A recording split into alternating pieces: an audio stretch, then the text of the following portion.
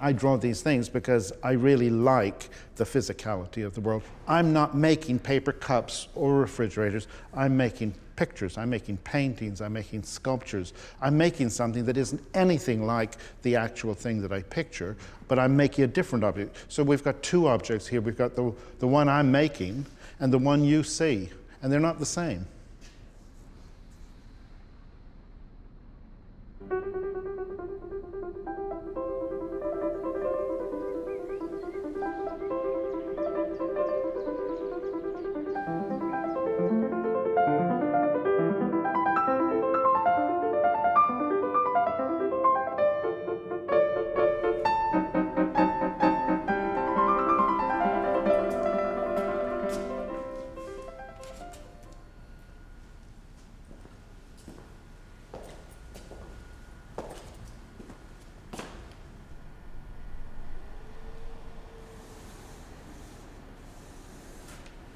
It never occurred to me, of course, in the beginning that what I was doing would last me so much of my life, that I would spend so much of my life devoted to doing this strange thing with drawing objects. But every time I think there can't possibly be another thing to do, I think of another thing to do.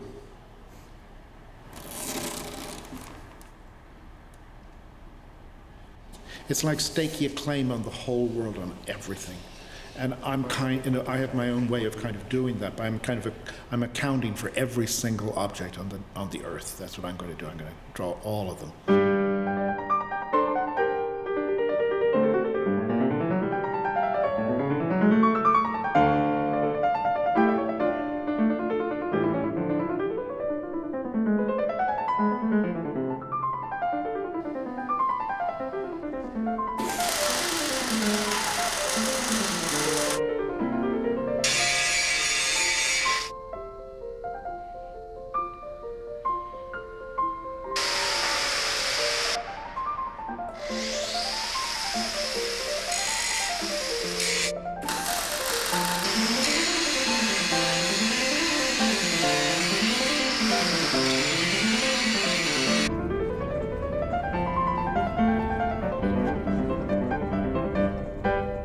The reason I came to Britain and why I was able to come was because I was offered a job teaching at the Bath Academy of Art, which was located in Corsham in Wiltshire. It's quite a small town in Wiltshire. I had sent slides to about 10 British art schools, none of which I had ever even visited.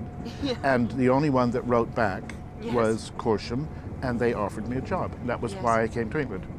And that seemed so amazing. No, there was no interview. I arrived on the doorstep.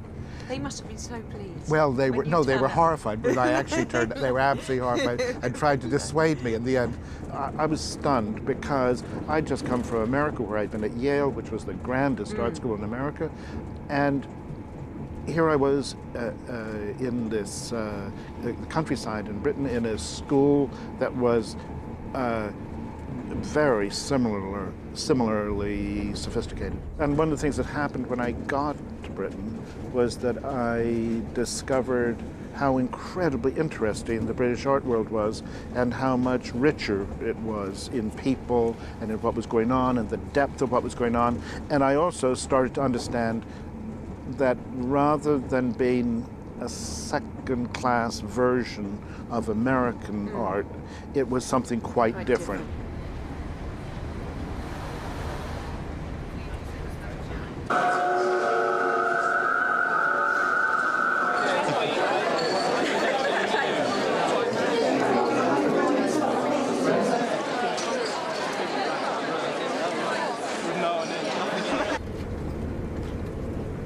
I first came across your work.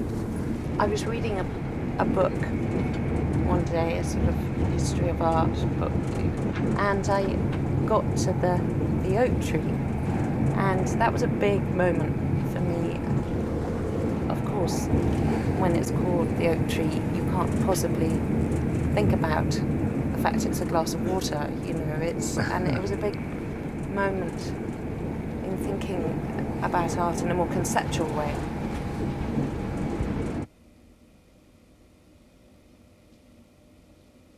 I had been working with, first I started with making objects myself. The first pieces were box pieces. Then I moved on to using a mixture of made things and ready-made objects. I was trying to find a way of making a work that, in a sense, contained its own proof. And then, of course, I grew up as a Roman Catholic, so of course I knew about transubstantiation, and that in a way that this was a key to an understanding of art, that you see one thing and it is another.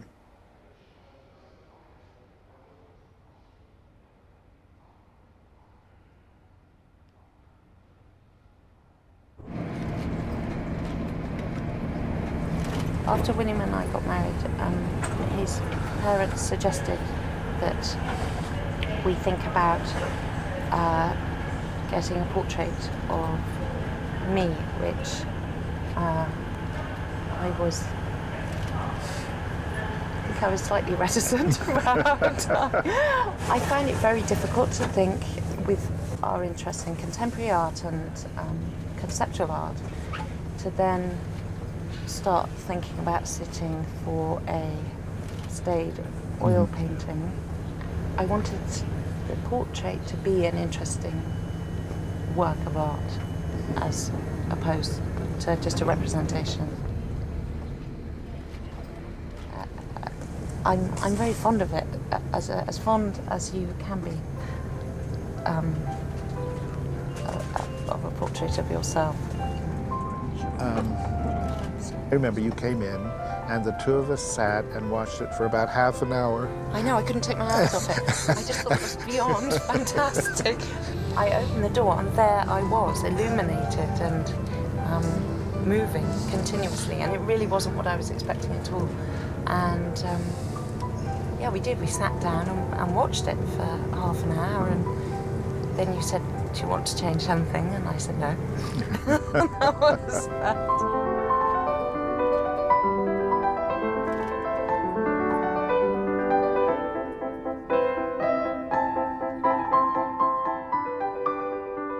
I think it's very interesting how, if you can be bothered to sit and watch it for a few minutes, it says a lot about how you feel about colour. And when I sort of go red-eyed and angry, you really do feel like I'm quite menacing and angry, and other times you look incredibly calm and placid and sweet-natured, and but nothing has changed. Nothing, just the different colours coming in and fading out.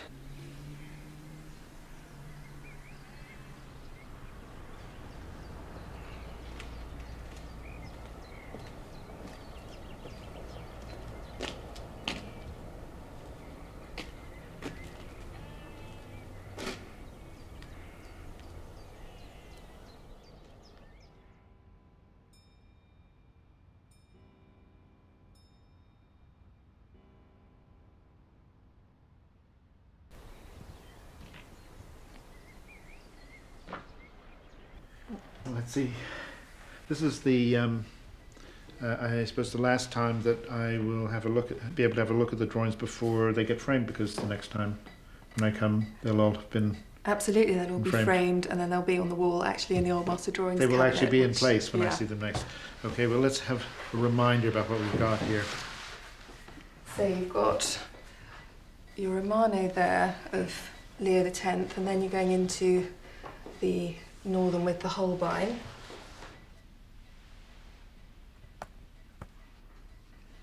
And I'm glad you chose him, because he's not in the best of conditions, but I still think he works so well. I think that's just a wonderful drawing, and I thought when I first looked at the drawings of these faces, although the faces are from so long ago, you recognise half the people. You can see somebody, you see him on the street someplace. Exactly, yeah, no, completely. And then that wonderful character, which we'll come to in a minute, of the shoemaker, the dog shoe. Do you remember his face? Yes, and, which was just fantastic. And then again, sort of another pope, but this time Julius. The other thing that was so wonderful was finding that there were drawings really from children to old age, men and women, people at youth, and then people growing older. Very, very extraordinary mix of Because I never asked you at the time whether that was something you were doing consciously or whether it was something that just happened. No, I was very struck by the fact that if I just chose the portrait heads, that you ended up with a kind of history of a lifetime, because the drawings tended in the collection to go from infancy to old age. And we've got that all reflected in this group. And then it's the last one, isn't it? Which is just, again, a most wonderful drawing of a child's face. Wicked, as they say.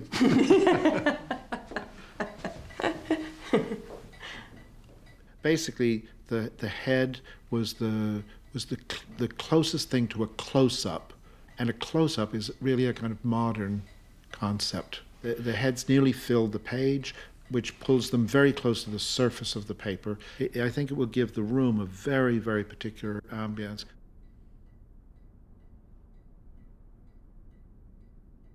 These are amazingly closely observed faces.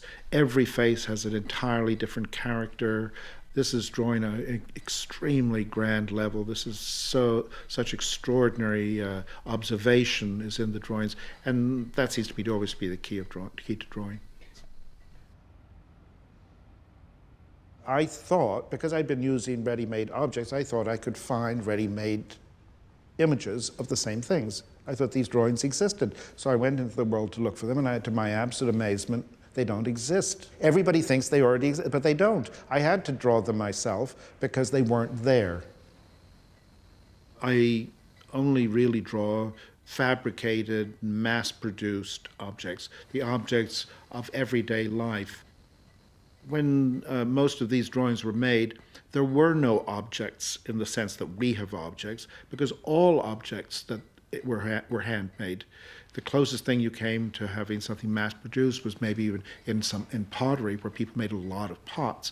But it wasn't mass production in the sense that where we think of it, where you have the identical thing made again and again and again, and they're distributed around the world. They are ubiquitous things.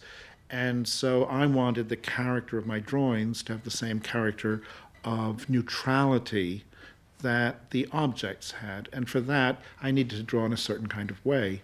But I'm still trying to make the same kind of close observation of the thing, and to take things as close to what they are as the artists in the Renaissance did.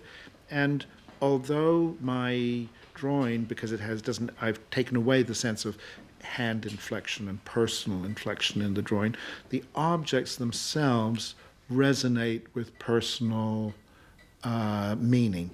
So that if I draw something like an iPhone, well, an iPhone is a common object, and there's an awful lot of them around, but when I refer to my phone, it's my phone.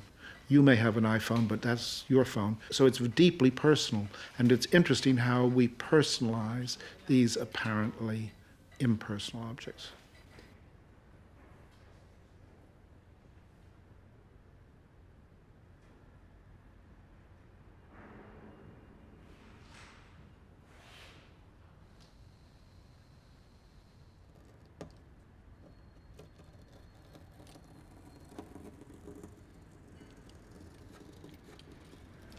I do drawings of individual objects, sometimes, but not always. I bring them together to make another drawing. That drawing is on the computer. In the old days, I used to make slides, transparencies. Now, of course, I use a digital projector. I project the image on the canvas or on the wall. For the wall drawing, I would just project it on the wall. And then in the film of me doing the wall drawing, you can see that there's a projection on the wall, and then I'm tracing it with tape on the wall. Once I've completed doing the drawing, you take away the projection, and you have the image.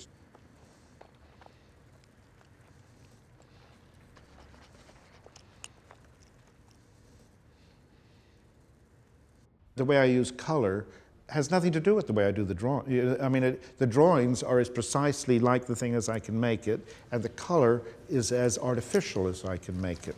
I play with the color in different ways. It is, in a way, subverting the drawing. It's not playing the same game as the drawing. The color represents all the things about the specificity of objects, about our own relationship with them, our emotions, about our feelings about them. All these things are, to me, are represented in the color. The color is what introduces all the stuff that the drawing doesn't account for.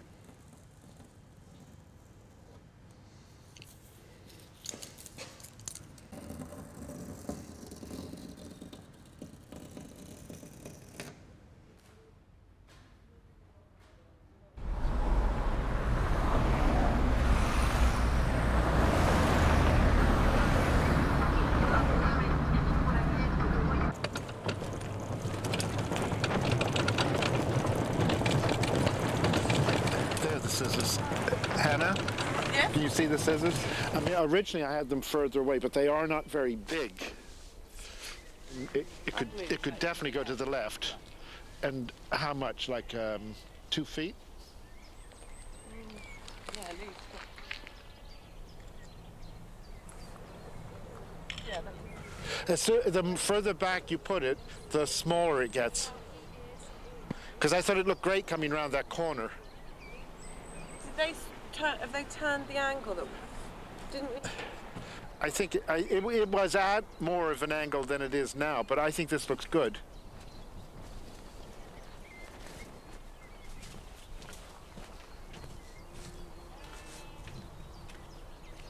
I always wanted the light bulb to look like a figure reclining by the side of the pond.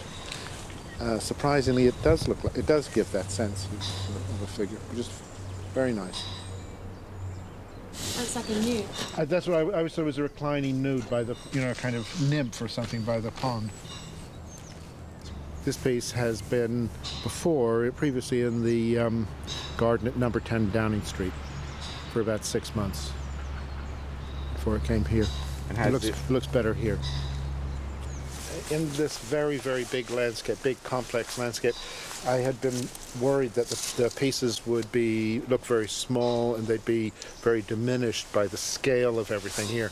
But actually, they look fine, and it's interesting how the color really picks up in the greenery of the landscape, and you really see the pieces very clearly. You can see them from quite a distance.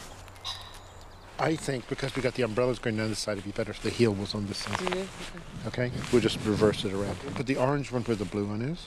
Okay? This is the exchange. Except they should be more distance apart because I don't want to see one through the other. And the other thing would be I think the one that's by the lake, this should be one separate, which would be the blue one. The blue one. Turn it around so its handle is closer to the water.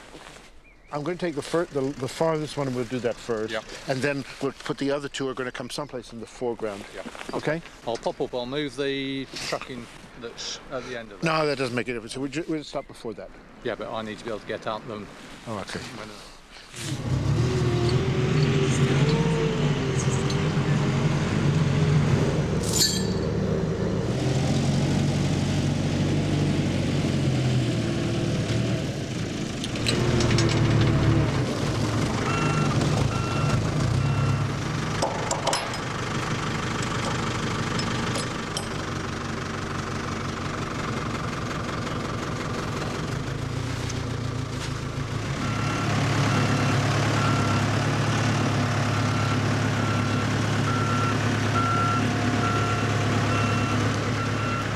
Amazing operation. I had no idea really how complicated it was going to be to do this.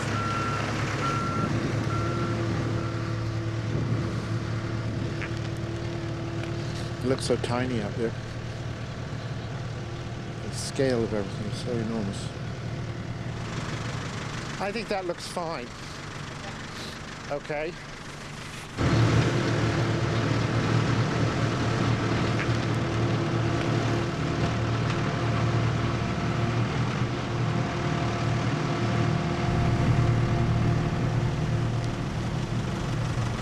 Make the angle a bit different from that one.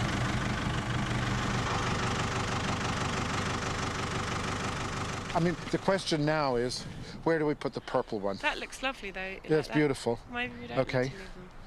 It's absolutely fine. This is where it's going to go. That's excellent. We just put the blocks under it, fine. Then the purple one, kind of here. Having them with the angles different and set back from each other at slightly different angles, it all activates the space between them and all the. There's so much space here. It's very. It's possible to articulate, but it's very difficult. And of course, because there's going to be 3 of them, as you're walking, they're always shifting in relation to each other. There's no. I can stand here and say it looks perfect, but it's going to be completely different. 5 feet away.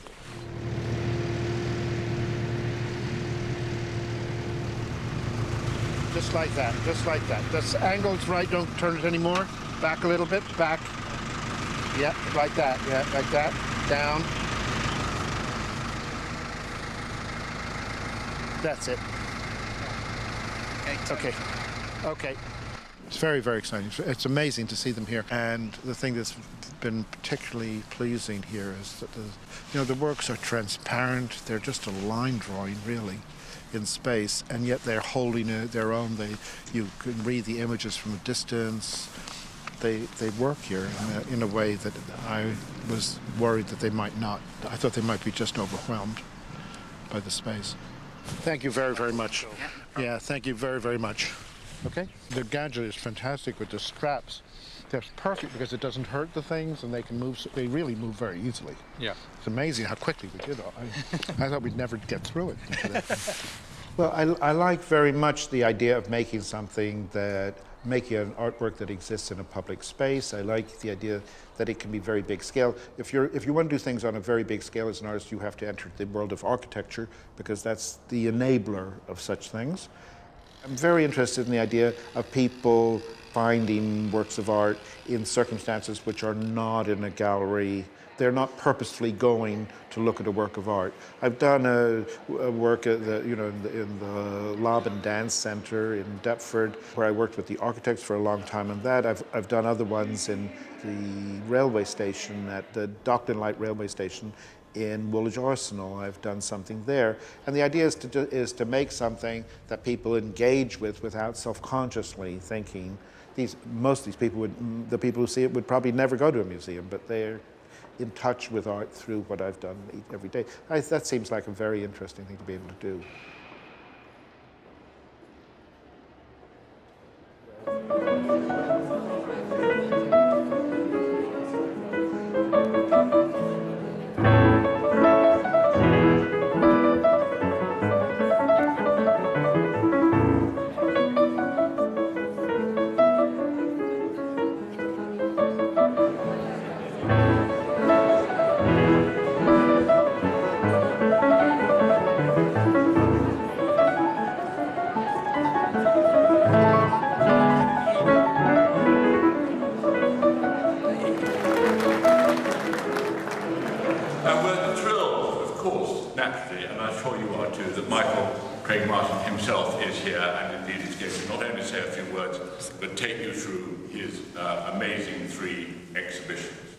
When you go around the house, the first thing you'll see is the digital portrait that our son and daughter-in-law, William and Laura Burlington, commissioned as an addition to the permanent collection here 3 or 4 years ago. We said it would be lovely to have we probably said a painting of Laura, because that's what we normally have here. Then this wonderful digital object appeared, and it's just around the corner here of Laura Burlington, and we're thrilled. It's a real step forward in the collection, and a great deal more interesting than most of, well, virtually all of the two-dimensional objects we have on show, which are a great many. Doing an exhibition here at Chatsworth, it's not like doing it in a gallery, it's not like doing it in a museum. Something different happens here. And part of that's happened is because this is a family home. The Devonshires live here. And all the things that are here matter to the family, and they are interested in contemporary life. And as the Duke has said to me, he does what his forebears did. He collects things, and those things are mixed in. They're not, the modern things that are in the house are not nominal things in a corner or something. They're integrated everywhere, as you'll see going through the house. They're integrated everywhere. And this is it's an amazingly unique thing.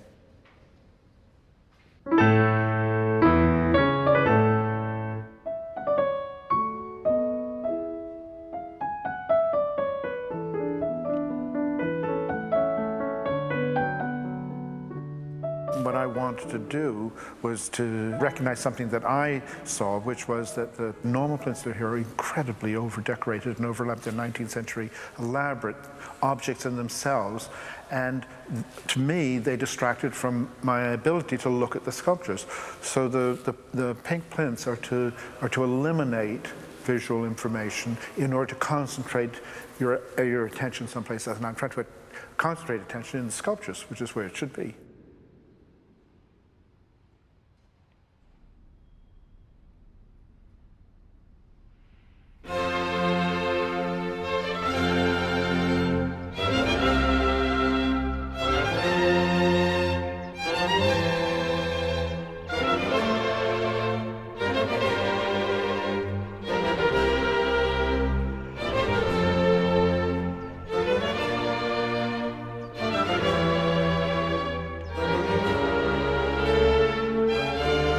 If you go back to, say, the books that children are taught words in, you will have a picture of a ball, and then there's the word ball. And the reason for the book is to teach the child to know the word ball. But it's based on the idea they already know what the picture of the ball is, because there isn't a ball there. There's a picture of a ball.